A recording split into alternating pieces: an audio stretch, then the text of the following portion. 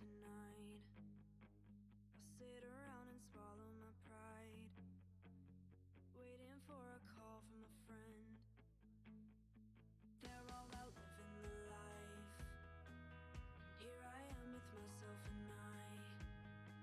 We're talking back and forth in my mind, and making problems up in my head.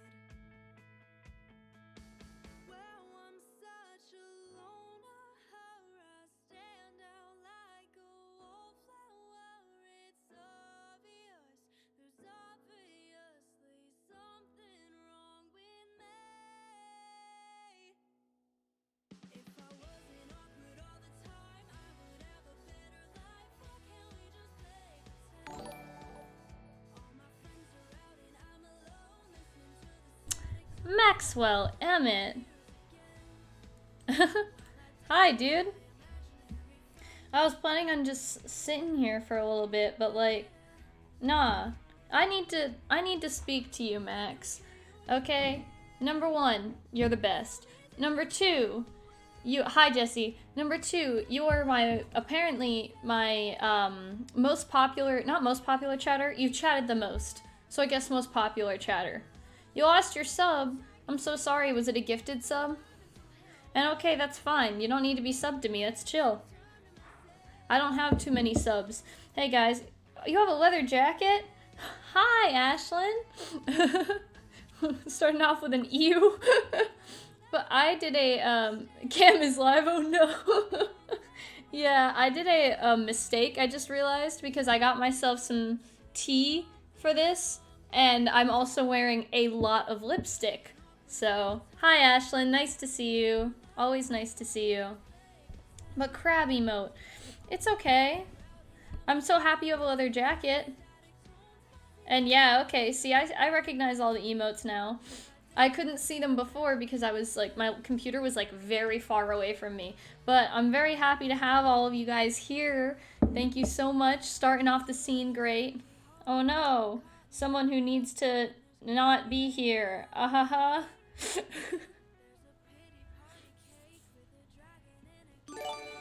Oh no, guys, we're gonna turn on, let me see if I know how to do that. We're gonna turn on followers only chat for 30 minutes. So we can't be spammed. Thank you, guys.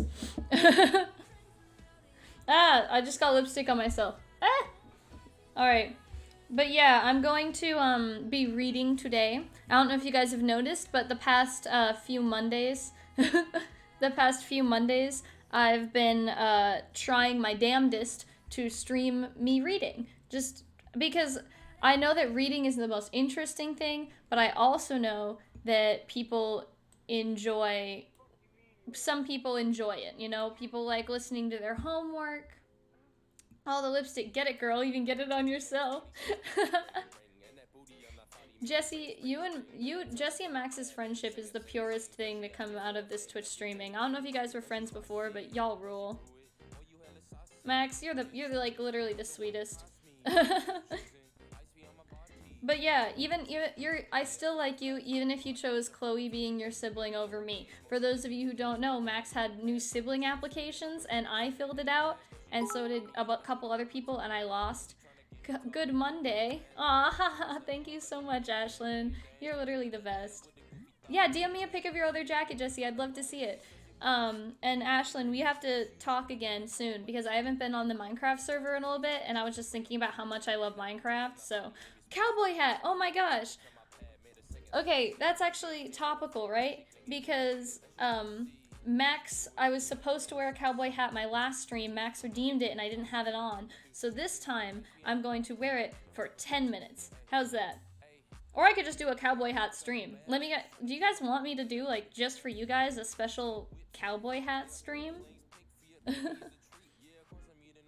No hate in my heart, only for Matthew Morrison.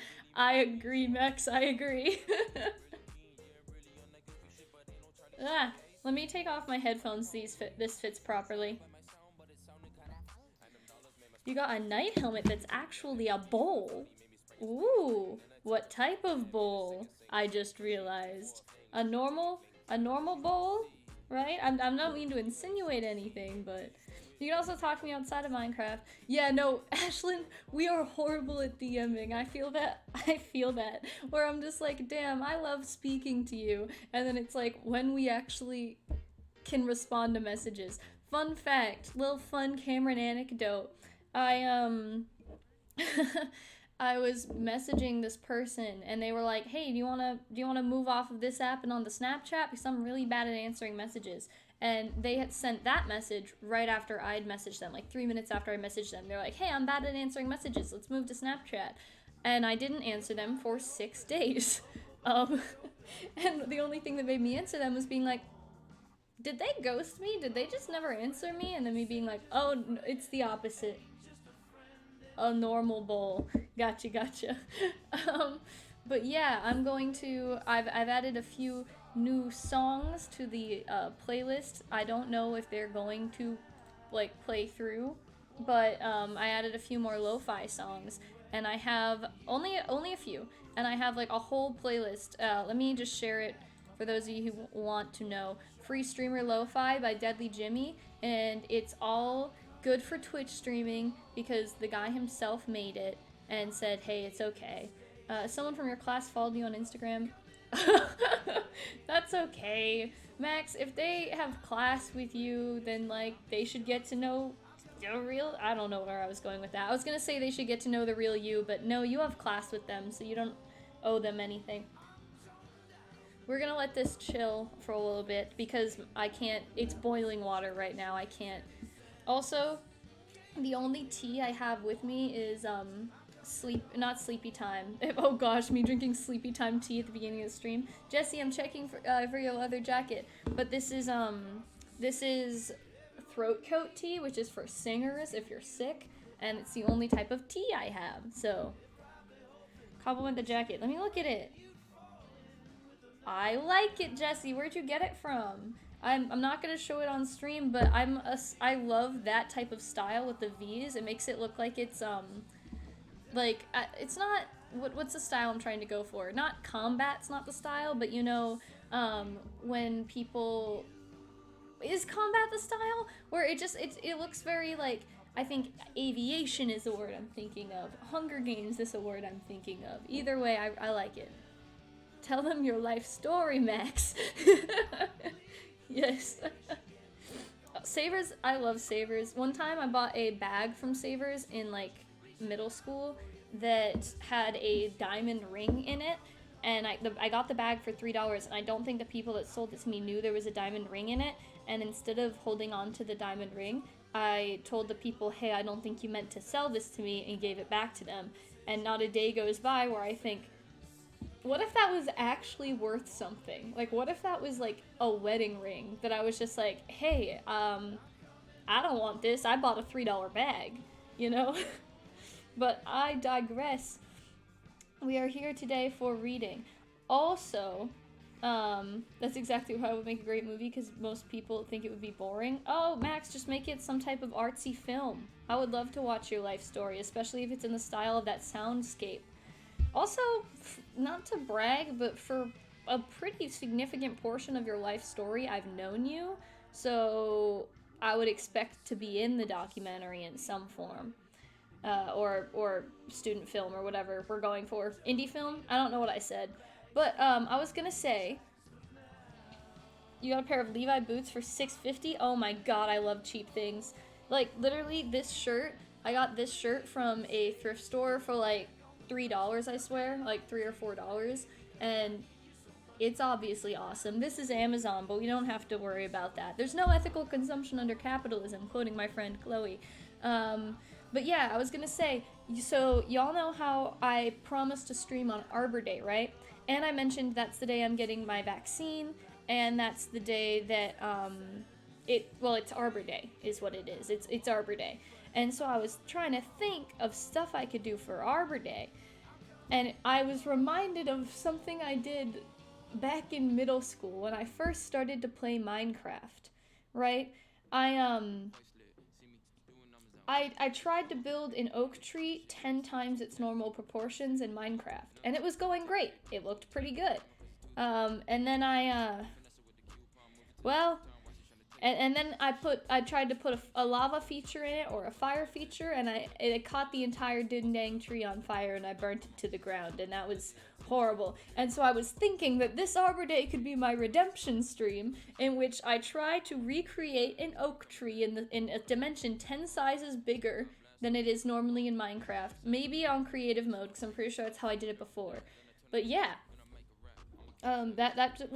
that's what I'm thinking of doing for a Arbor Day Minecraft stream, and I think that will be fun. Let me see. Just a ponderous slice of life of a perceived nobody, propelled into the inner depths of thought of what things people that are just living day-to-day life think and are perceived as unremarkable in the lights of capitalism, or in the eyes of capitalism, and a system that forces. Oh no, the chat moved. A system that forces this perception among them upon themselves. Guys, I'm starting off great. A stream where I'm supposed to be reading, I'm really starting off great. You got your first vaccine on Saturday? Yeah, I remember it was like kind of painful after I got mine, like my first one, but apparently the second ones are worse, so I'm waiting for that. Also, Ashlyn, I don't know how you pull these like beautiful words out of nowhere. You'll just come into my chat and like I remember you did this on the Earth Day stream. You said something about like eldritch horrors or whatever when I was asked how Earth was formed. I don't know how you do it. I don't know how you do it. You're fully vaccinated Saturday. I know, Mom. I'm so happy for you. Hi, thank you so much for coming. That reminds me, y'all, if you save up your crab coins, once you hit 8,500 of them, I know it's expensive, but it's worth it because you can call my mom. And by you can call my mom, I mean you can pay me to call my mom on stream. And yeah, I think that the tree thing will be super fun. Yeah, you're a great writer, Ashlyn. But yeah, I'm gonna mom saying call me. Yeah, maybe. Mom, didn't we call like the other day? And we were texting earlier today. We're okay. Okay, we can use the stream to get me to talk to my mom more. Oh my god, you guys are very close. Wait, you guys are very close to getting me to call my mom. Jesus. Like, wow, that's nerve-wracking. You know what I'm gonna have to do? I'm gonna have to do another community challenge. I just have to figure out what it is. I was thinking about making Portal a community challenge, like me playing the game Portal, because I've never played it before, but I've seen it played through, and I think it's really cool and awesome. But I think that I might just want to play that regardless of whether or not we hit it for a community challenge, so... Mom, I know you like New Girl. I watched a few episodes of it. Are you proud of me? All the money. Yeah, Ashlyn, you'd get all the money. I swear to God, yeah. Oh my God, I just cracked my shoulder and my hands. But I digress. You're not proud of me. Okay, that's chill, Mom. That's okay. That's fine.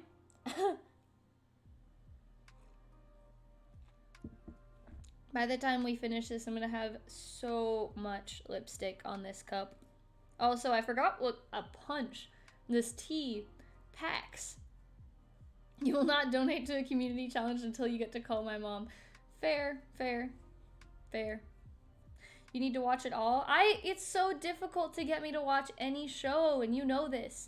The idea of getting me to watch a show to completion, that's madness. That's insanity. No way. You have challenge ideas, cheesecake made of cheese. Hey, I actually got a cheesecake the other day. I'm pretty sure since the cheese stream, you know how you guys said you wanted to see me eat cheesecake on stream? I haven't forgotten, but I have eaten cheesecake a couple times since that cheese stream. So, in case anyone is confused, I do not like cheese. I do like cheesecake, and it's my favorite dessert. So yeah. I will probably... I'm just checking to make sure I put eat cheesecake on my notes because I don't think I did. And I need to cheesecake. Y'all!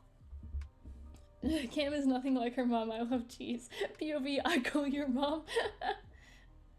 Oh my god. You could get me too with your shows. What type of shows do you watch? Are they that good? Y'all, I'm looking, I have a thing on my phone that's all things stream, and I'll just check off streams after I've done them. I legitimately put shave head on this with a question mark and then just checked it off. Like, oops. Also, you know what else I could do on Friday, Arbor Day? After the Minecraft stream, I could always play Friday Night Funkin' because the new weeks are coming out and I'm very excited about it. I've been thinking about it a lot lately. Ashlyn, I was telling you should play it. Y'all, can we talk about the Oscars? I can't talk about the Oscars, Max. I just told you I don't watch shows. We gotta do the Taylor Swift ranking stream. Yeah, actually, we should. Taylor seems like she drops music fairly frequently, but, like, the reason I bring that up is just because I'm like, should we try to rank the stuff that's just happened, or should we wait for more music to come out so that you have, like, it's fresh on people's minds, fresh emotions, whatever, or do you just want to do it? Because I am very interested in doing the Taylor Swift stream, yes. Specifically, I think you and Max would have more opinions than me. Was it you and Max, or was it just you? I don't remember. Either way, I will have the least strong opinions. I will just be happy to sit there and talk about Taylor Swift, and I will listen to her music so that I can have good conversation. Listen, I got into a minor car accident the other day, and I was listening to Kanye West when the police came, and Chloe made me change the playlist to be Taylor Swift because she thought that they might be nicer to us if we were listening to Taylor Swift. And I'm not saying that it worked or it didn't work, but I am saying I didn't get a ticket, so.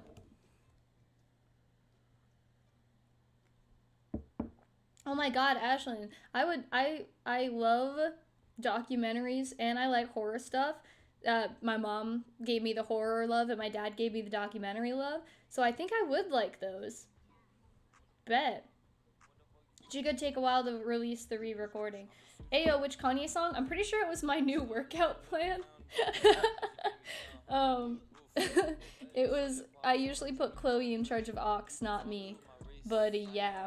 Oh, and right before I switch over to actually reading, I did want to say, should I keep the cowboy hat on all stream? Do you guys think you deserve it? Or should I not? Wait, let me see if I can run a poll. Let me see how to run poll. And if mods know how to run poll, then you can run poll. But, like, I'm interesting. Interested. I am interesting.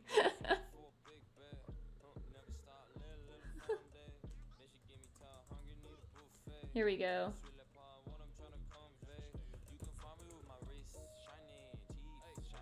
You're saying yes, keep it on, but I wanna run a poll. I wanna learn how to run a poll. Let me see if I know how. I have to put the vertical, whatever this thing is. I don't know where that is. There, here it is. Aha. Yes.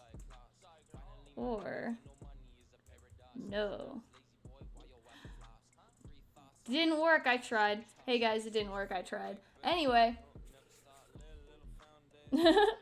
Anyway, thank you so much to everyone for coming. I will do a poll better next time. This is not the time. I will wear the cowboy hat.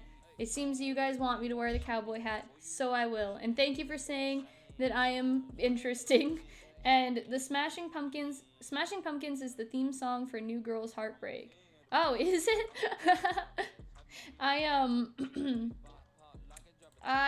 Spelling is fun, deserves redemption though. Y'all do you. I don't know Taylor Swift. We're talking about that. I was about to talk about Smashing Pumpkins with my mom because I do know Smashing Pumpkins thanks to my mom. But yeah, I think I'm just gonna get into reading ? For those of you who don't know, this is let me see. This is me. Hi, I'm Cam Gala. Thank you so much for stopping by. I'm Cameron. And yeah, on Mondays, for the last couple Mondays, I've been trying to make a concentrated effort to read out 20,000 Leagues Under the Sea. Read chapters from it. And as you could probably tell from the title of this stream, I'm definitely going to be reading chapters 17 and 18 and possibly 19, depending on how I feel. It seemed that 17 and 18 were longer chapters, so maybe not. This part is for the edit on YouTube. I appreciate you saying that. Hey guys, watch my YouTube. But I'm not gonna edit the reading streams because they're essentially like, I don't know, I feel like reading streams, editing those would be strange, right? Because then you just miss out on parts of the content. But I digress. You can tell I was looking at Nightbot commands earlier today. I digress. This is 20,000 Leagues Under the Sea that we will be reading. It is by Jules Verne, and it was written in the 1800s, I believe. No, I don't remember exactly when it was written, but it's very cool. I like it a lot. We're going to be reading the translation by Friedrich Paul Walter, and this is the Project Gutenberg ebook. And so it says, like, right at the top of this ebook, it's for the use of anyone, anywhere, at no cost, and with almost no restrictions whatsoever.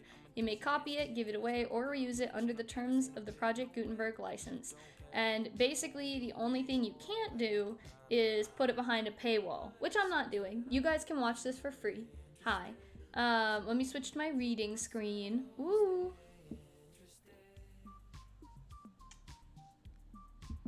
But yeah, we're gonna get into that. Let me see about putting on.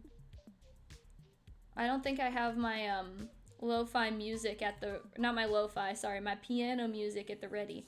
But generally, if you've been here before, you understand that I read with this like piano background, and I tried branching out once and I didn't like it, so now I'm just gonna stick to that.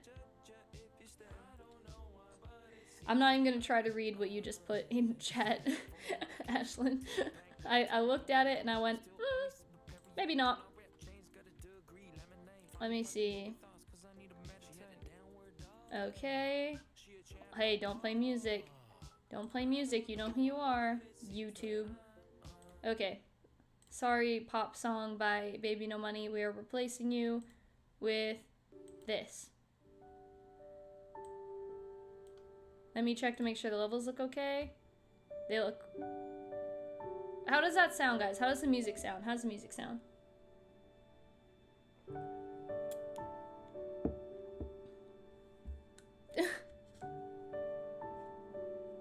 You already have a ranking for Taylor Swift albums? Damn! You did it without me. No, it's chill, y'all. It's chill. I'm gonna get into reading now. The reading music is on. That means it's time. Okay? Are we all prepared? Everyone, we've got our talking out of the way. I learned about Jesse's new leather jacket, and we talked about COVID a little bit. We talked about Taylor Swift. You guys slammed me for not having opinions on Taylor Swift, but that's okay. I'll talk to you guys about ranking Taylor Swift songs. I don't know when that might happen, but you know.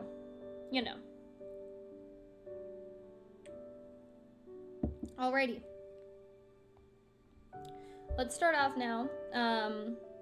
Where we are so far, Professor Aronnax and his servant council and the Canadian harpooner Ned Land found themselves thrown overboard off of the ship Abraham Lincoln into the water, where they were found by what they had thought previously was a giant narwhal, but realized it was actually a big submarine that houses Captain Nemo and a bunch of scientific books and Captain Nemo's crew, who all speaks a language that they don't understand.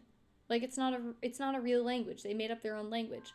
And they've realized that Captain Nemo hates men, and by men, I mean mankind, and hates being above water. So he created this ship called the Nautilus so that he can stay underwater forever, and he doesn't have to live under any rules of society. We don't know why. But right now, he has invited the Professor Council and Ned Land to go on a hunting trip with them, but Ned Land said no because it's underwater and he's being an old baby about it. But Council and the Professor went, and they're having a grand old time. Your internet's acting up? Okay. Yeah, I hope you can make it back, but if you can't, that's okay.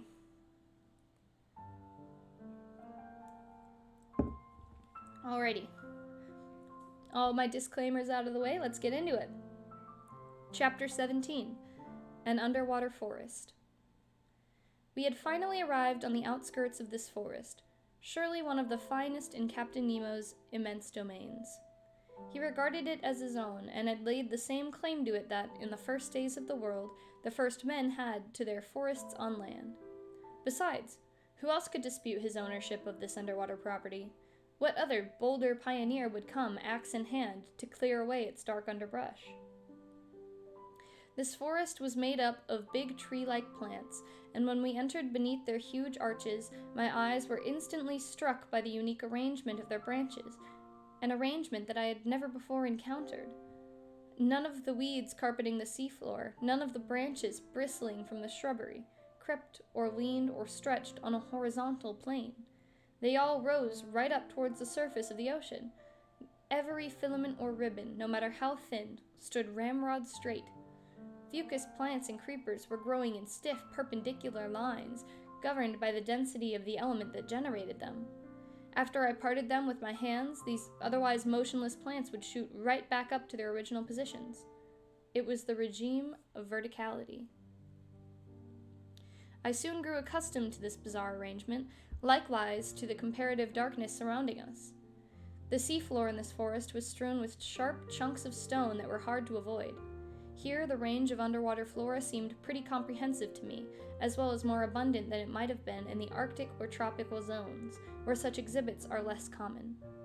But for a few minutes, I kept accidentally confusing the two kingdoms, mistaking zoophytes for water plants, animals for vegetables. And who hasn't made the same blunder? Flora and fauna are so closely associated in the underwater world. I observed that all of these exhibits from the vegetable kingdom were attached to the sea floor by only the most makeshift methods. They had no roots and didn't care which solid objects secured them, sand, shells, husks, or pebbles. They didn't ask their hosts for sustenance, just a point of purchase. These plants are entirely self-propagating, and the principle of their existence lies in the water that sustains and nourishes them. In place of leaves, most of them sprouted blades of unpredictable shape, which were confined to a narrow gamut of colors consisting only of pink, crimson, green, olive, tan, and brown. There I saw again, but not yet pressed and dried like the Nautilus's specimens, some peacock's tails spread open like fans to stir up a cooling breeze, scarlet rose tangle, sea tangles stretching out their young and edible shoots, twisting strings of kelp from genus Nereocystis that bloomed to a height of 15 meters, bouquets of mermaids' cups whose stems grew wider at the top, and a number of other open sea plants, all without flowers. It's an odd anomaly in this bizarre element, as one witty naturalist puts it. The animal kingdom blossoms and the vegetable kingdom doesn't. These various types of shrubbery were as big as trees in temperate zones.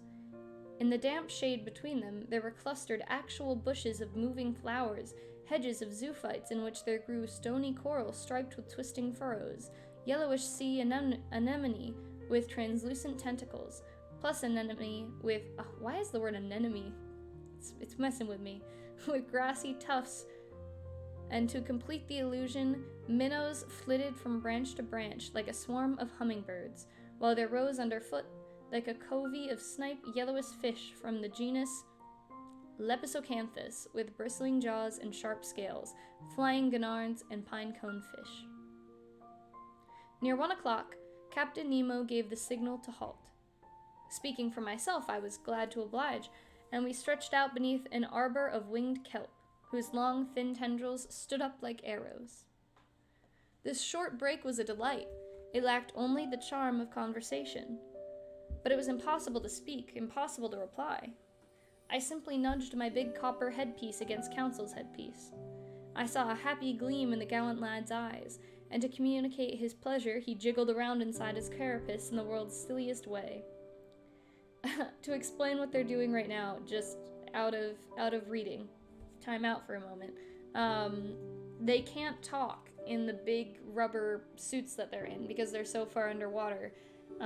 They're like in these protective suits against the hundreds and hundreds of atmospheres of pressure on top of them. and they don't have any sort of radio device to speak because this was the 1800s and that just didn't exist yet. So, yeah, they just can't talk to each other.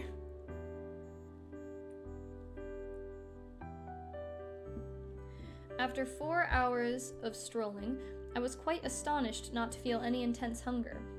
What kept my stomach in such a good mood, I'm unable to say. But in exchange, I experienced that irresistible desire for sleep that comes over every diver. Accordingly, my eyes soon closed behind their heavy glass windows, and I fell into an uncontrollable doze, which until then I had been able to fight off only through the movements of our walking. Captain Nemo and his muscular companion were already stretched out in this clear crystal, setting us a fine nap time example. How long I was sunk in this torpor I cannot estimate, but when I awoke, it seemed as if the sun were settling towards the horizon. Captain Nemo was already up, and I had started to stretch my limbs when an unexpected apparition brought me sharply to my feet. A few paces away, a monstrous, meter-high sea spider was staring at me with beady eyes, poised to spring at me. Although my diving suit was heavy enough to protect me from this animal's bites, I couldn't keep back a shudder of horror. Just then, Council woke up, together with the Nautilus's sailor. Captain Nemo alerted his companion to the hideous crustacean, which a swing of the rifle butt quickly brought down, and I watched the monster's horrible legs writhing in dreadful convulsions. Let's all jiggle in our carapace like crabs, right? Let me see. This encounter reminded me that other, more daunting animals must be lurking in these dark reaches, and my diving suit may not be adequate protection against their attacks. Such thoughts hadn't previously crossed my mind, and I was determined to keep on my guard. Meanwhile, I had assumed this rest period would be the turning point in our stroll, but I was mistaken. And instead of heading back towards the Nautilus, Captain Nemo continued his daring excursion. The seafloor kept sinking, and its significantly steeper slope took us to greater depths. It must have been nearly 3 o'clock when we reached a narrow valley gouged between high, vertical walls and located 150 meters down. Thanks to the perfection of our equipment, we had thus gone 90 meters below the limit that nature had, until then, set on man's underwater excursions. I say 150 meters, although I had no instruments for estimating this distance. But I knew that the sun's rays, even the clearest seas, could reach no deeper. I misread that. But I knew that the sun's rays, even in the clearest seas, could reach no deeper. At precisely this point, the darkness became profound. I know this is an old translation, but I kind of have beef with the guy who did it, because I feel like he's missing some punctuation that would make it much easier for people to read. I digress. I don't think it would be that much of an issue if people weren't reading it out loud like I am. And also, I don't want to look a gift horse in the mouth. I'm very happy that this exists for me to read, so. Not a single object was visible past 10 spaces. Consequently, I had begun to grope my way when suddenly I saw the glow of an immense white light. Captain Nemo had just activated his electric device. His companion did likewise. Council and I followed suit. By turning a switch, I established contact between the induction coil and the glass spiral, and the sea, lit up by our 4 lanterns, was illuminated for a radius of 25 meters. Captain Nemo continued to plummet into the dark depths of this forest, whose shrubbery grew ever more sparse. I observed that vegetable life was disappearing more quickly than animal life. The open sea plants had already left behind the increasingly arid seafloor, where a prodigious number of animals were still swarming. While we were walking, I thought the lights of our Ruhmkorff devices would automatically attract some inhabitants of these dark strata. But if they did approach us, at least they kept at a distance, regrettable from the hunter's standpoint. Several times I saw Captain Nemo stop and take aim with his rifle. Then, after sighting down its barrel for a few seconds, he would straighten up and resume his walk. Finally, at around 4 o'clock, this marvelous excursion came to an end. A wall of superb rocks stood before us, imposing in its sheer mass. a pile of gigantic stone blocks, an enormous granite cliffside, pitted with dark caves, but not offering a single gradient we could climb up.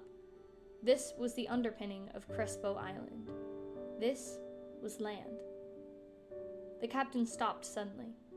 A gesture from him brought us to a halt, and however much I wanted to clear this wall, I had to stop. Here ended the domains of Captain Nemo. He had no desire to pass beyond them. Further on lay a part of the globe he would no longer tread underfoot. Our return journey began. Captain Nemo resumed the lead in our little band, always heading forward without hesitation. I noted that we didn't follow the same path returning to the Nautilus.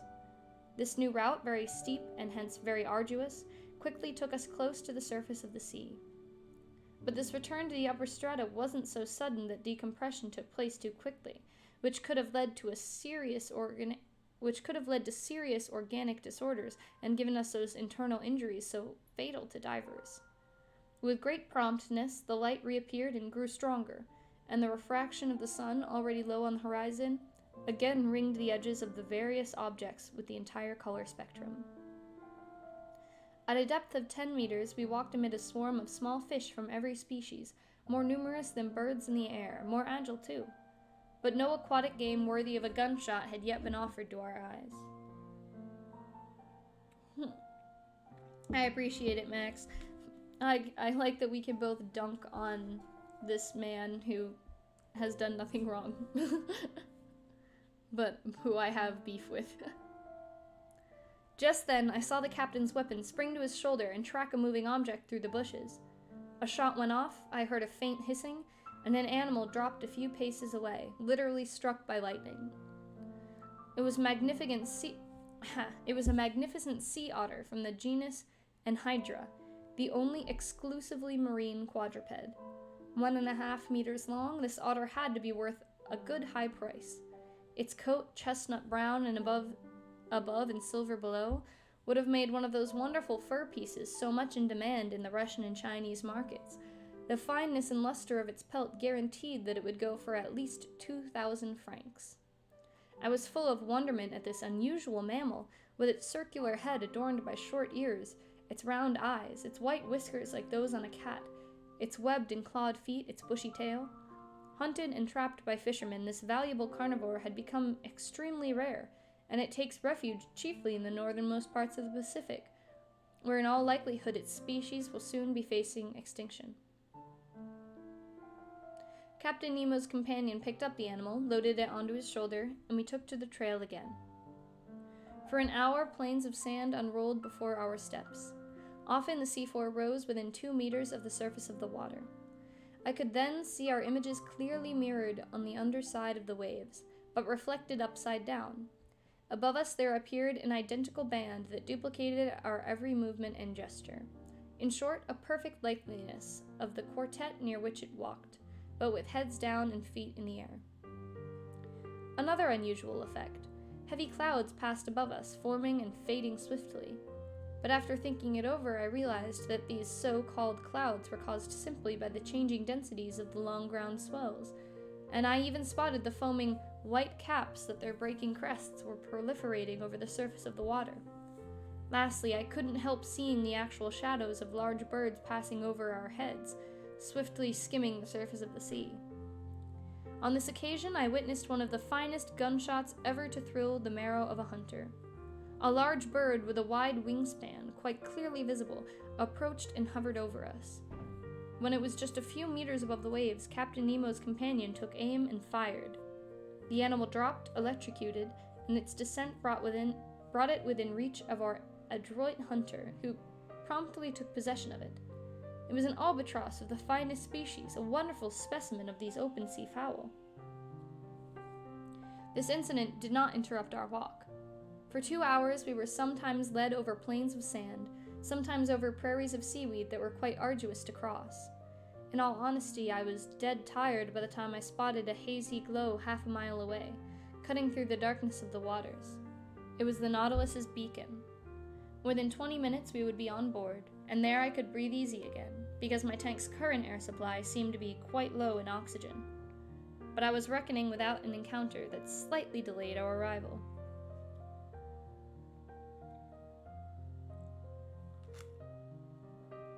was lagging behind some 20 paces when I saw Captain Nemo suddenly come back towards me.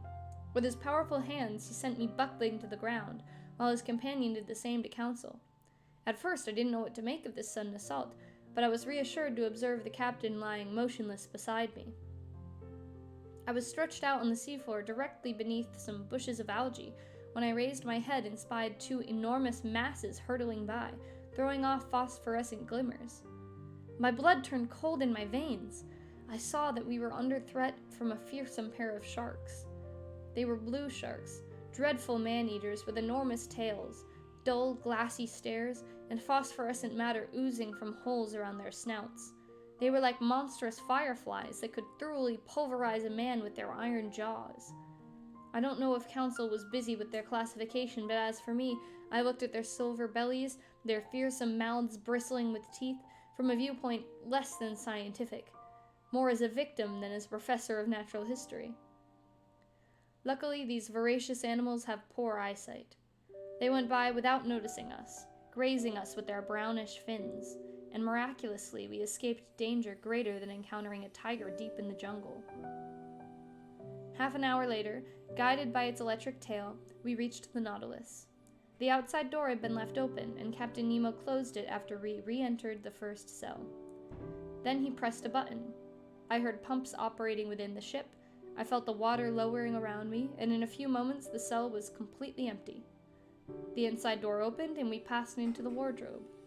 There, our diving suits were removed, not without difficulty, and utterly exhausted, faint from lack of food and rest, I repaired to my stateroom, full of wonder at this startling excursion on the bottom of the sea. Alrighty, that's chapter 17 in the books. For those of you wondering how long this book is, it's in 2 parts, and each part is around 24 chapters, so we're reaching the end of the first part. Lord knows if I'll read the whole book. But it would be really cool to have a whole audiobook-esque thing out there of me reading it. But yeah, big fat chapters. I swear to God, they get longer and longer.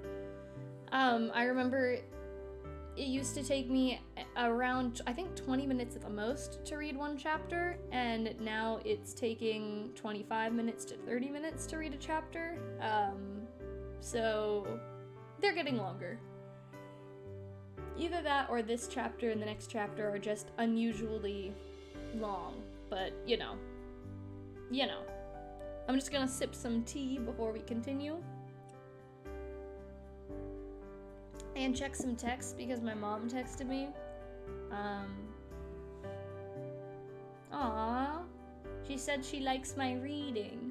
Jules went sicko mode in his writing room. I swear to God, I think it was like, I read somewhere that Jules Verne and this other author would just fangirl over each other's works, essentially, where like someone messaged him and was like, I loved your book about going around the world in a hot air balloon. It was beautiful. And then Jules Verne was like, you just keep writing your books, you're doing great. And you know, I aspire to be that way, like in whatever field, in whatever means necessary, by whatever means necessary, just to have someone like message you and be like, hey, I love the stuff you're doing, and then me just message back, me too, you're awesome, you're cool. So yeah, Jules Verne went sicko mode while writing this book, I agree. Good for him. Good for him. Let me text my mom back. She likes my reading. There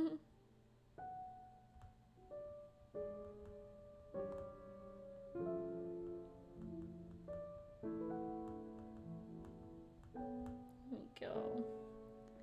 I go sicko mode every day. I feel like most days I don't go sicko mode, but today I'm going sicko mode for no reason. Like, this probably doesn't seem like high energy to most people, but I'm high energy right now. For me. I'm feeling like, I'm not gonna say wound for sound, but I'm feeling pretty hype, considering. Like, most of the time when I do these reading books, I feel like I'm sleepy, and I'm like, this is the end of my day, and I will drink my tea. But right now, I'm like, this isn't the end of my day. My day started at 2:40 p.m. I'm ready to keep going.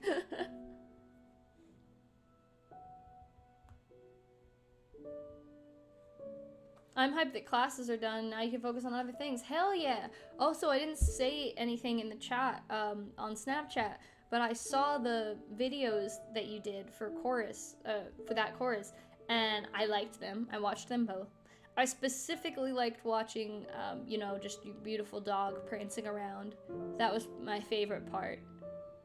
Less the music, more the dog. But yeah, my classes aren't done for a few more weeks, but I'm happy about that because I have a lot of homework due.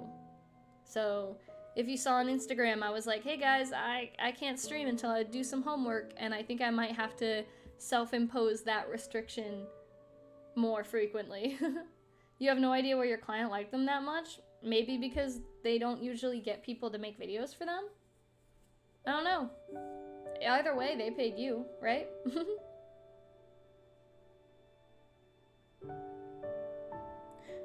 Oh my god. This is unrelated. I just got a text that's very funny. Alrighty. True. Yes, I agree. Okay, yeah, Max, and also don't dunk on your skills. You're very good at that type of thing. Alrighty. I swear to God, if someone gave me a bunch of people singing and said sync all of these different people singing visually and with audio, I would cry. So, you do you, man. But yeah, now I'm going to continue. We're going to read chapter 18, which is aptly named 4,000 Leagues Under the Pacific. And, yeah, we'll get right on that, Also, thank you to anyone watching. If you're not following, maybe you should follow, because I don't just do reading. I do other things too. Theoretically, some people have heard that I play video games, but I don't know where they're getting that idea from. So, but seriously though, if you're watching and you wee Jack Emmett, hell yeah, Jack. If you're watching and you are interested in more stuff that's maybe not reading, maybe reading's not up your alley, I got other stuff. It's beneath me. I have it written on the screen beneath me. But yeah, YouTube, I have VODs. Feel free to check it out. Anything means it a lot. Anything means a lot? Yeah, we're gonna go with that. I digress. I say I digress too much. I need to, upgrade my vocabulary. I'm gonna say alas, like an old man. Alas, we continue to read now. Chapter 18, 4,000 Leagues Under the Pacific. By the next morning, November 18th, I was fully recovered from my exhaustion of the day before, and I climbed onto the platform just as the Nautilus's chief officer was pronouncing his daily phrase. It then occurred to me that these words either referred to the state of the sea, or that they meant there's nothing in sight. In truth, the ocean was deserted, no sail on the horizon. The tips of the Crespo Island had disappeared during the night. The sea, absorbing every color in the prism except its blue rays, reflected the latter in every direction and sported a wonderful indigo tint. That's a strange way of saying the ocean was blue. The undulating waves regularly took on the appearance of watered silk with wide stripes.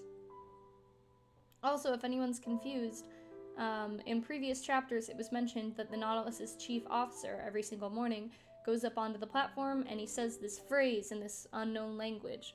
And the professor is like, I don't know what it is, but he says it every morning. So now we're noticing it either says something about the weather conditions or it means that there's nothing in sight.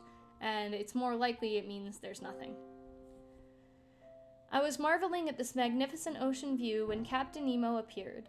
He didn't seem to notice my presence and began a series of astronomical observations. Then, his operations finished, he went and leaned his elbows on the beacon housing, his eyes straying over the surface of the ocean. Meanwhile, some 20 of the Nautilus's sailors, all energetic, well-built fellows, climbed onto the platform. They had come to pull up the nets left in our wake during the night. These seamen obviously belonged to different nationalities, although indications of European physical traits could be seen in them all. If I'm not mistaken, I recognized some Irishmen, some Frenchmen, a few Slavs, and a native of either Greece or Crete. Even so, these men were frugal of speech and used among themselves only that bizarre dialect whose origin I couldn't even guess. So I had to give up any notions of questioning them. The professor really just said, "They're all shades of white." The nets were hauled on board. They were a breed of trawl resembling those used off the Normandy coast, huge pouches held half open by a floating pole and a chain laced through the lower meshes. Trailing in this way from these iron glove makers, the resulting receptacles scoured the ocean floor and collected every marine exhibit in their path. That day they gathered up some unusual specimens. Why did I say specimen like that? Specimens? Whatever.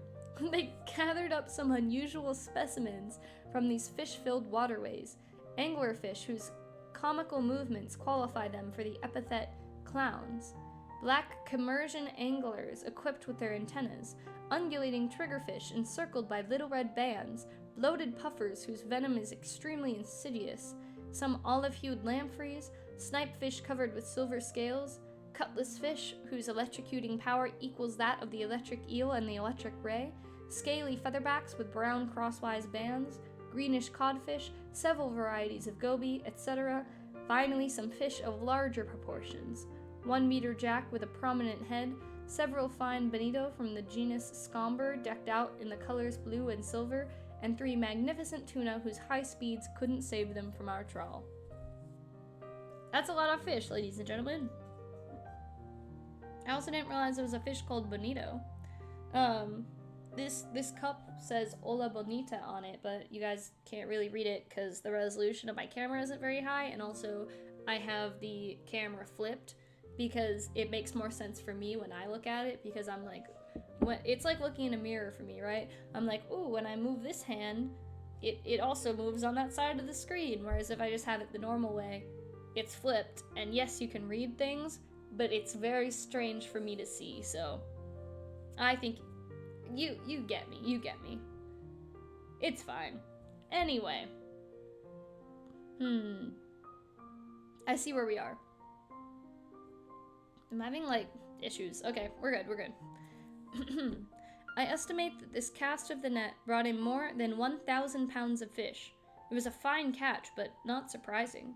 In essence, these nets stayed in our wake for several hours, incarcerating an entire aquatic world in prisons made of thread. Damn, Jules, that was poetry. So we were never lacking in provisions of the highest quality, which the Nautilus's speed and the allure of its electric light could continuously replenish. These various exhibits from the sea were immediately lowered down the hatch in the direction of the storage lockers, some to be eaten fresh, others to be preserved. After its fishing was finished and our air supply renewed, I thought the Nautilus would resume its underwater excursion, and I was getting ready to return to my stateroom when Captain Nemo turned to me and said without further preamble, "Look at this ocean, Professor. Doesn't it have the actual gift of life? Doesn't it experience both anger and affection? Last evening it went to sleep just as we did, and there it is, waking up after a peaceful night." No hellos or good mornings for this gent. You would have thought this eccentric individual was simply continuing a conversation we'd already started. "See," he went on, "the ocean owns a genuine circulation." Hold on, I just skipped multiple sentences. "See," he went on, "it's waking up under the sun's caresses. It's going to relive its daily existence. What a fascinating field of study lies in watching the play of this organism. It owns a pulse and arteries, it has spasms, and I side with the scholarly Commander Maury, who discovered that it has a circulation as real as the circulation of blood in animals." I'm sure that Captain Nemo expected no replies from me, and it seemed pointless to pitch in with, "Ah yes, exactly," or "How right you are." Rather, he was simply talking to himself, with long pauses between sentences. He was meditating out loud. "Yes," he said, The ocean owns a genuine circulation, and to start it going, the creator of all things has only to increase its heat, salt, and microscopic animal life. In essence, heat creates the different densities that lead to currents and countercurrents. Evaporation, which is nil in the high Arctic regions and very active in equatorial zones, brings about a constant interchange of tropical depths, reach maximum density at -2 degrees centigrade, then cool off, grow lighter, and rise again. At the poles, you'll see the consequences of this phenomenon, and through this law of far-seeing nature, you'll understand why water can freeze only at the surface. As the captain was finishing his sentence, I said to myself, "The pole, is this brazen individual claiming he'll take us even to that location?" Meanwhile, the captain fell silent and stared at the element he had studied so thoroughly and unceasingly. Then, going on, "Salts," he said.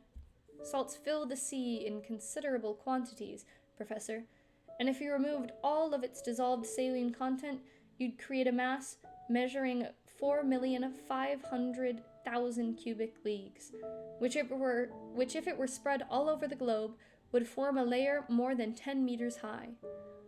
And don't think that the presence of these salts is due merely to some whim of nature.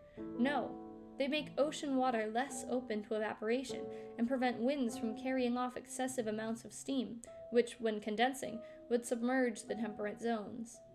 Salts play a leading role, the role of stabilizer for the general ecology of the globe." Captain Nemo stopped, straightened up, took a few steps along the platform, and returned to me.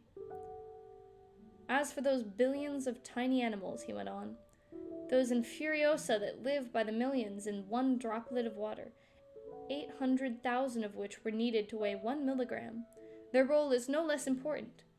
They absorb the marine salts, they assimilate the solid elements in the water, and since they create coral and madrepores, they're the true builders of limestone continents. And so, after they've finished depriving our water drop of its mineral nutrients, the droplet gets lighter, rises to the surface, there absorbs more salts left behind through evaporation, gets heavier, sinks again, and brings those tiny animals new elements to absorb. The outcome? A double current, rising and falling, constant movement, constant life. More intense than on land, more abundant, more infinite. Such life blooms in every part of this ocean. An element fatal to man, they say, but vital to myriads of animals. And to me." When Captain Nemo spoke in this way, he was transfigured, and he filled me with extraordinary excitement. "There," he added, "out there lies true existence, and I can imagine the founding of nautical towns, clusters of underwater households that, like the Nautilus, would return to the surface of the sea to breathe each morning. Free towns, if ever there were, independent cities. Then again, who knows whether some tyrant..." Captain Nemo finished his sentence with a vehement gesture. Then, addressing me directly, as if to drive away an ugly thought, "Professor Aronnax," he asked me, "do you know the depth of the ocean floor?" "At least, Captain, I know what the major soundings tell us." "Could you quote them to me, so I can double-check them as the need arises?" "Here," I replied, "are a few of them that stick in my memory. If I'm not mistaken, an average depth of 8,200 meters was found in the northern Atlantic, and 2,500 meters in the Mediterranean. The most remarkable soundings were taken in the South Atlantic near the 35th parallel, and they gave 12,000 meters, 14,000 meters, and 15,000 meters. All in all, it's estimated that if the sea bottom were made level, its average depth would be about 7 kilometers." "Well, Professor," Captain Nemo replied, "we'll show you better than that, I hope. As for the average depth of this part of the Pacific, I'll inform you that it's a mere 4,000 meters." This said, Captain Nemo headed to the hatch and disappeared down the ladder. I followed him and went back to the main lounge. The propeller was instantly set in motion, and the log gave our speed as 20 miles an hour. Over the ensuing days and weeks, Captain Nemo was very frugal with his visits. I saw him only at rare intervals. His chief officer regularly fixed the positions I found reported on the chart, and in such a way that I could exactly plot the Nautilus's course. Guys, I'm just gonna chug this tea for a sec because it's gotten cold and my nose keeps getting a little stuffed, so.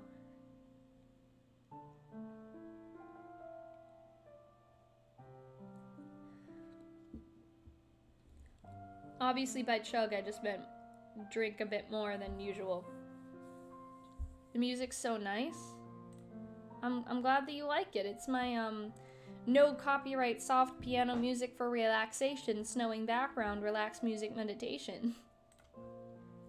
I can't even hear the music right now because I have the cowboy hat on, so I'm glad that you like it. Is it too loud or is it good, or maybe let me know. Also, I'm just gonna put a little crab pug. Are wearing that hat for free? Yes, I am. I am wearing the hat for free because Ashlyn redeemed me wearing the cowboy hat at the beginning of the stream, and I realized I'd never worn it on my last stream when Max asked for it. So yeah, now it's hat time. Hat time. It's nil away for top hat time, as Rhett and Link once said. I know you'll understand. Let me see. Council and Land spent long hours with me. Council had told his friend about the wonders of our undersea stroll, and the Canadian was sorry he hadn't gone along, but I hoped an opportunity would arise for a visit to the forests of Oceania. I love you too, Megan. Oh, I hope your day is going good. I know we talked earlier, but I just wanna let you know I do love you. Okay. Almost every day, the panels in the lounge were open for some hours, and our eyes never tired of probing the mysteries of the underwater world. The Nautilus's general heading was southeast, and it stayed at a depth between 100 and 150 meters. However, from Lord knows what whim, one day it did a diagonal dive by means of its slanting fins, reaching strata located 2,000 meters underwater.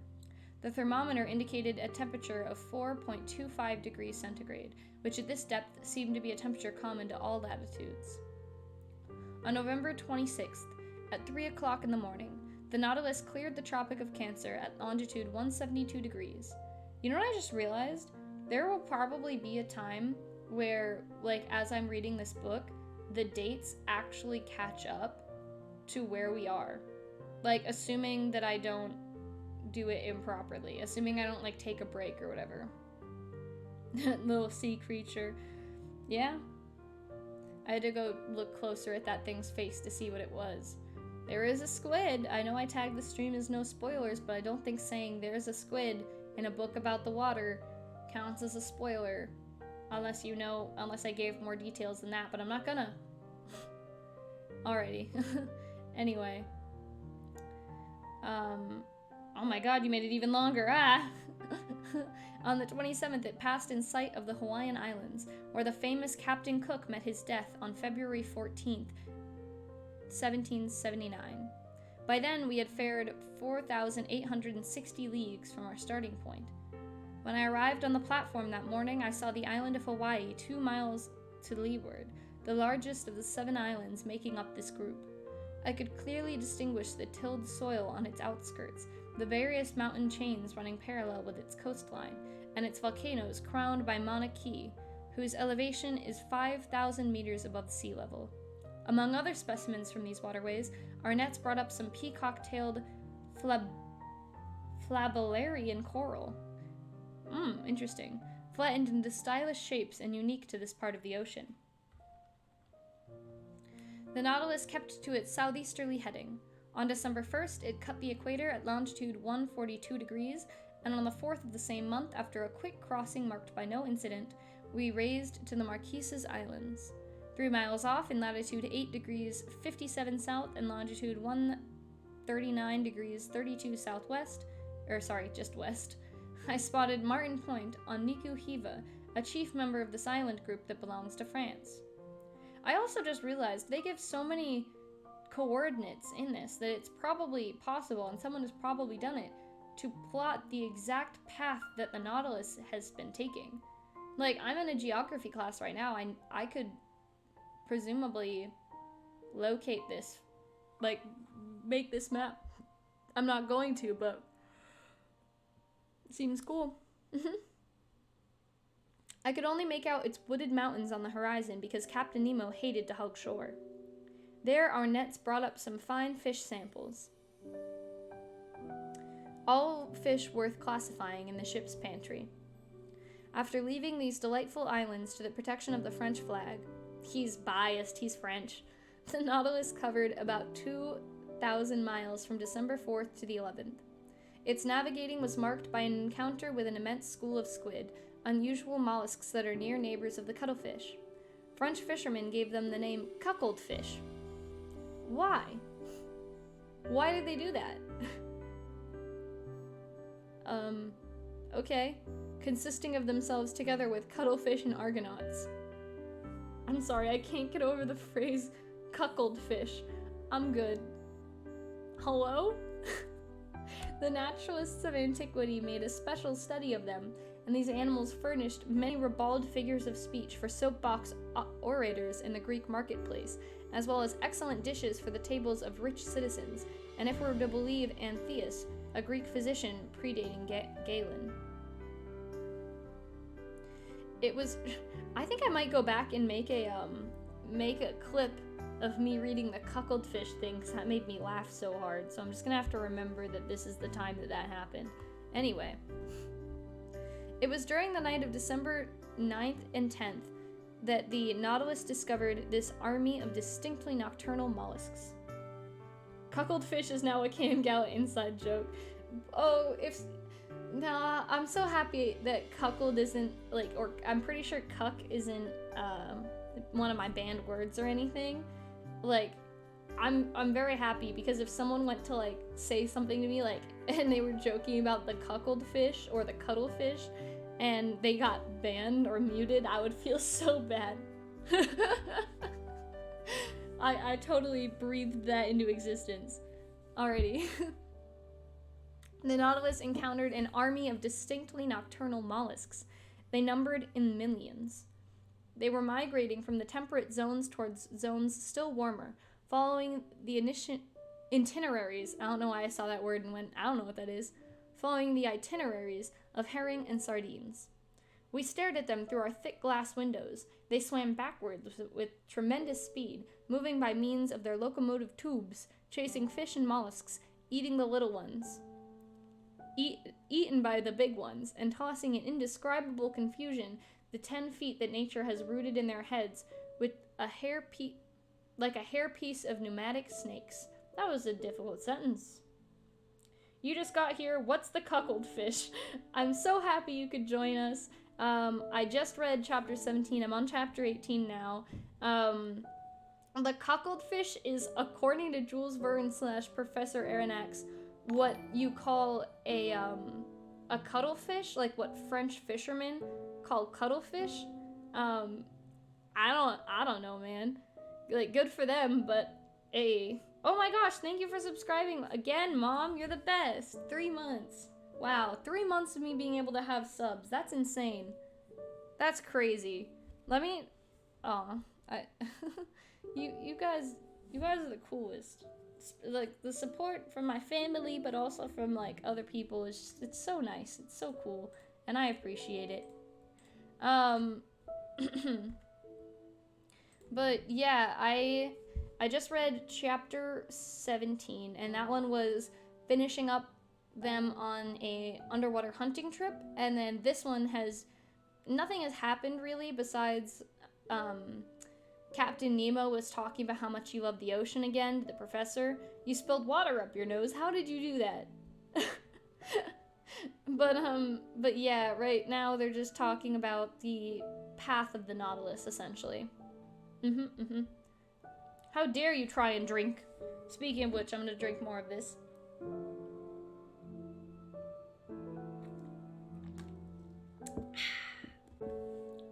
I did the most annoying thing just then. Chloe, when she made me help her with the student film, there is like a point in... Oh, for those of you who didn't know, I was in my friend's student film. She's probably gonna enter it into a film festival, so you guys might be able to see it. Ooh. But, I don't know, I'm not an actor, so like... I might not be the best part of it, but I digress. There's a scene in it where the other person is supposed to be just fixating on things about my character that annoy them, and one of them, it's like me like picking at my nails, like biting at my nails, like bouncing my leg up and down, which honestly these are things I do in real life, so feeling a little bit attacked. But one of them was me drinking water and or like coffee and going like it was just like I had to get that like motion down of like the really annoying like and like I had to just, there was a point where she was like, yeah, we just really need to get down that you're talking and you're drinking like and you're being annoying. So there's just like probably out there a full unedited 30 seconds of me just being like, anyway, I know this audio isn't going to be used for the film, so I'm just going to say whatever I want. Time for me to take another annoying drink like an asshole. Anyway. Anyway. What was I talking about? Oh yeah, we were talking about, what were we talking about? Mollusks? We were talking about mollusks. You want to see that? You probably will. It's not a funny film, it's a sad film, but I had fun making it. Alright, we were talking about mollusks, but I don't think we're going to anymore. Probably. If you want to read more about mollusks, I'm pretty sure Darwin really liked them. Anyway. During this crossing, the sea continuously lavished us with the most marvelous sights. Its variety was infinite. It changed its setting and decor for the mere pleasure of our eyes, and we were called upon not simply to contemplate the works of our Creator in the midst of the liquid element, but also to probe the ocean's most daunting mysteries. During the day of December 11th, I was busy reading in the main lounge. Ned Land and Council were observing the luminous waters through the gaping panels. The Nautilus was motionless. Its ballast tanks full, it was sitting at a depth of 1,000 meters in a comparatively unpopulated region of the ocean, where only larger fish put in occasional appearances. Just then, I was studying a delightful book by Jean... Okay, guys, you can't get mad at me for not knowing how to read this. It's literally like, I don't even know this symbol. I'm gonna put their name in the chat, and I hope that Twitch can recognize what that is. I got confused. I'm only human. Anyway. No audio now, but I just made a grilled cheese with 4 slices of cheese. Well, you can't hear me. You can't hear me reacting to that, I guess. You can just see my face, but why would you do that? That's so much cheese. Like, how can you eat a sandwich that's just cheese? You put cheese. Cheese is like, I'm starting to get used to cheese as like not being the main dish, right? But as being something that can go with something else. Like, put cheese on a sandwich. I used to not eat cheese on sandwiches. I've gotten used to that. Or better with that. I can't believe that I did a whole stream where I was eating cheese. Like, looking back on that, the things I'll do for streaming, I guess. But like, I've seen, like, videos and stuff, and, like, recipes online, like, they're supposed to be, like, satisfying, where it's like, look at this cheese pull, or, oh, look at this amazing grilled cheese sandwich we made, and it's just, like, a block of cheese that they melt, and then they, like, I wish that I thought that that was as good as clearly everybody else does, but I don't. I like nachos, though. I guess that's one thing I can say, is I like nachos. They get a little bit gross when it's, like, melty, goopy cheese, but, like, I'm okay with shredded cheese. Let's not talk about how much I talk about cheese, specifically during my reading streams, a disproportionate amount. You guys come in here, and you say, Cameron, look at our cheese. Listen to us talk about cheese. I made something with cheese. And I'm like, stop it. Get away. Get away. They're destroying my peace of mind. I'm calming down. I'm calming down. Megan, you did make me your famous grilled cheese. And I did not like it. Where was I? It's okay, Megan. It's not that your grilled cheese is bad, it's that I'm definitely the wrong audience for it. During the day of December 11th, I was busy reading in the main lounge, studying a delightful book by Jean Mac, some symbol I don't know, The Servants of the Stomach, and savoring its ingenious teachings when counsel interrupted my reading. "Would master kindly come here for an instant?" he said to me in an odd voice. "What is it, counsel?" "It's something you should see." I stood up, leaned on my elbows before the window, and I saw it. In the broad electric daylight, an enormous black mass, quite motionless, hung suspended in the midst of the waters. I observed it carefully, trying to find out the nature of this gigantic cetacean. Then a sudden thought crossed my mind. "A ship!" I exclaimed. "Yes," the Canadian replied. "A disabled craft that's sinking straight down." Ned Land was not mistaken. We were in the presence of a ship whose severed shrouds still hung from their clasps. Its hull looked in good condition, and it must have gone under only a few hours before. The stumps of 3 masts, chopped off 2 feet above the deck, indicated a flooding ship that had been forced to sacrifice its masting. But it had heeled sideways, filling completely, and was listening to port even yet. A sorry sight, this carcass lost under the waves, but sorrier still was the sight on deck, where, lashed with ropes to prevent being washed overboard, some human corpses still lay. I counted 4 of them. 4 men, one still standing at the helm. Then a woman, halfway out of a skylight on the afterdeck, holding a child in her arms. This woman was young. Under the brilliant lighting of the Nautilus's rays, I could make out her features, which the water hadn't yet decomposed. With a supreme effort, she had lifted her child above her head, and the poor little creature's arms were still twined around its mother's neck. The postures of the 4 seamen seemed ghastly to me, twisted from convulsive movements, as if making a last effort to break loose from the ropes that bound them to their ship. And the helmsman, standing alone, calmer, his face smooth and serious, his grizzled hair plastered to his brow, his hands clutching the wheel, which seemed even yet to be guiding his wrecked 3-master through the ocean depths. What a scene! We stood dumbstruck, hearts pounding, before this shipwreck caught in the act, as if it had been photographed in its final moments, so to speak. And already I could see enormous sharks moving in, eyes ablaze, drawn by the lure of human flesh. Meanwhile, turning, the Nautilus made a circle around the sinking ship, and for an instant I could read on board its stern, "The Florida Sunderland, England."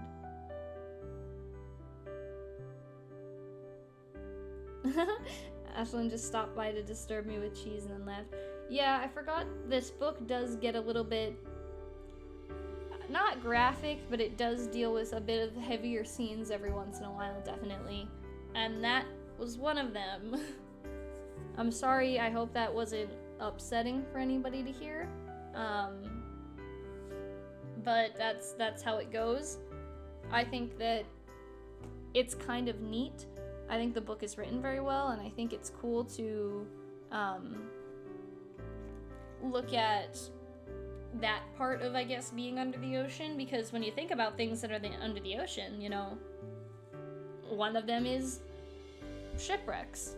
And I think shipwrecks are actually kind of a cool thing, but in this instant, it's definitely sadder. But, I digress. Books are scary. I said I digress again. We gotta keep a counter going, Jesus. Anyway, this is the end. Thank you so much for coming and for watching. I hope that people get enjoyment from hearing me talk about this book, read this book, even if it gets sad at times. I chose that point to pause it and start up my normal playlist. But yeah, you're at 8,000.4K currently. Oh my gosh. I swear to God, next time I stream, I'm just gonna have to call my mom straight out the gate.